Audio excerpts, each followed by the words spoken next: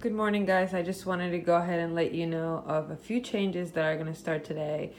As you can tell, Miss Woodell will be there with you for the next 17 days of school till I come back. Some things that are going to be changed. You are going to have only 2 bathroom passes until I come back. If I was there, you would get 4 for the 9 weeks. Now I'm giving you 2 for the next 17 days, which is plenty. I want to make sure that you're putting all your cell phones up on the cell phone case where they're supposed to be. If she finds any cell phone on you, she's going to turn it in and a parent's going to have to pick it up.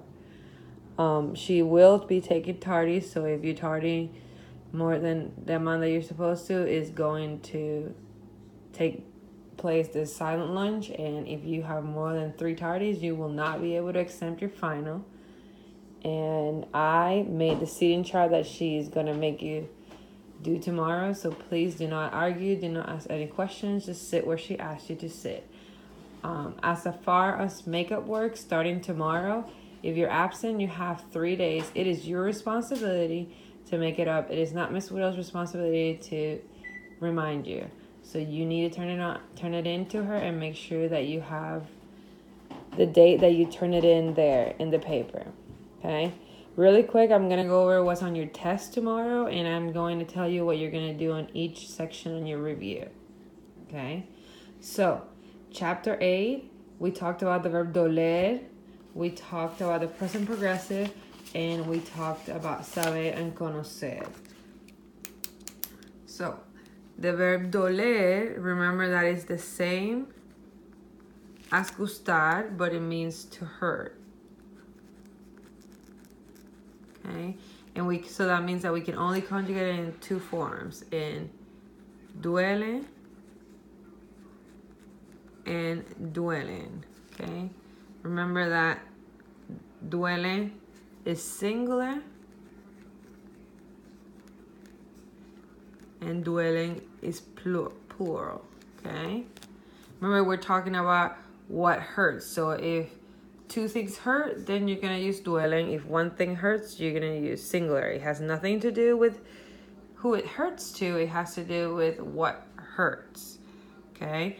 Now, remember that before this, you always have to use an indirect object pronoun, which are me, te, le, nos, os, and les. You have to have an indirect object pronoun in front of doler. Okay? Then, if we want to or if we need to for le and les, we are going to use a phrase of identification, which are a mí, a ti, a él, ella, usted, a nosotros, a vosotros y a ellos, ellas y ustedes. Okay? So remember, you need doler. Okay? You need to change it according to what hurts. You need indirect object pronoun according to who it hurts to. And you need a phrase of clarification if you're talking about le or les, or if you just want to add it if it makes more sense to you. But you only need it when you're talking about le and les, because we're not sure who le could be. It could be he, she, or it. Okay? So one example here would be, a mí me duele la cabeza. Okay? My head hurts. I don't need a mí, but I can put it there. Okay? So that's the verb doler. Then you had the present progressive.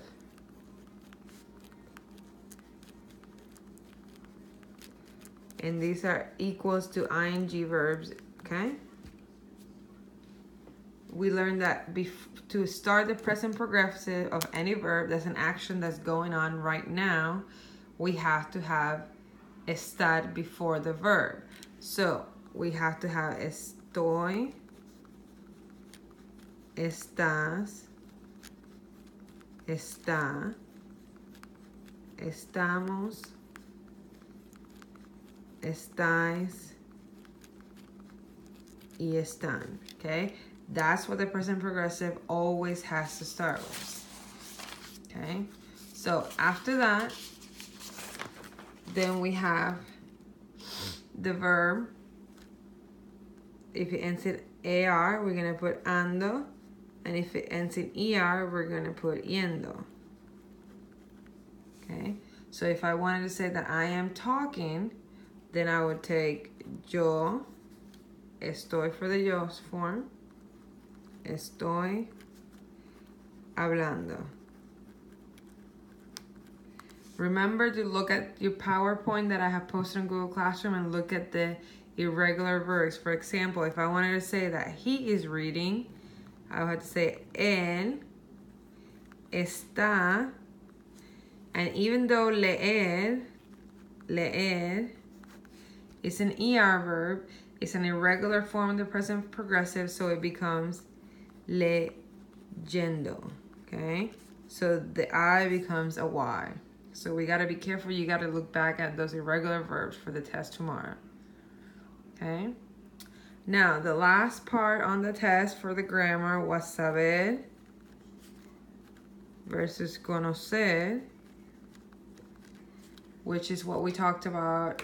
It is kind of like ser and estar. They both mean to know, but you're using different, okay? So your conjugations would be sé, sabes, sabe, sabemos, sabéis, saben, okay? And then we have conozco, conoces, conoce, conocemos, conocéis, y conocen, okay? So these are our conjugations. Now, remember what I told you last week, saber. It's gonna be for a factual information and how to do something.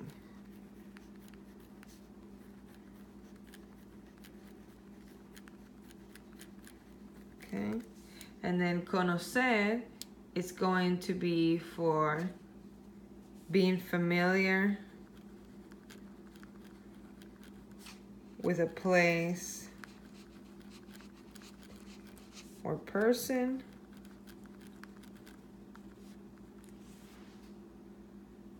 to meet someone for the first time,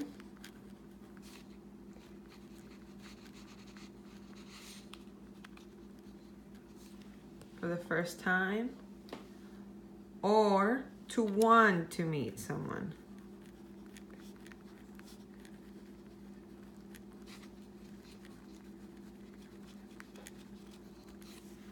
Okay, so there you have saber and conocer, okay? You have the conjugations and you have what to use it for. If you're still having a hard time, you should go back to the video of each section that I already gave you, okay? Now, tomorrow's test, on top of all this, you do have vocab just like any test. So you have vocab, doler, present progressive, and saber versus conocer, okay? The test is going to be multiple choice, and it is going to be in Spanish, just like the test we have previously taken last semester, okay? Now, really quick on your review that you're about to get, you have a few sections here. On the first section, you're going to fill in the blank with a vocab word. So you're going to have to figure out what the words means in the sentence so you can figure out what the correct answer is. On the second section, you are going to translate the sentences to Spanish using me, te, le, nos, os, o les, and doler. So you're going to use the verb doler, okay? Remember that the indirect object pronoun agrees with the person that's hurting, and the verb doler agrees with what's hurting, okay? Section number 3, you're going to use the present progressive. So you are going to take the verb in parentheses and you're going to conjugate it. But you also got to make sure that in front of that verb, you have the correct form of estar. Right? Section 4, you're going to do the present progressive. I give you a verb, you put estar, plus you conjugate the verb in the present progressive. Section 5, you are going to choose the correct form of saber or conocer. So first you have to pick, are you going to use saber or are you going to use conocer? And then you're going to conjugate it the correct way. And then on the last section, you are going to translate from Spanish to English. From English to Spanish.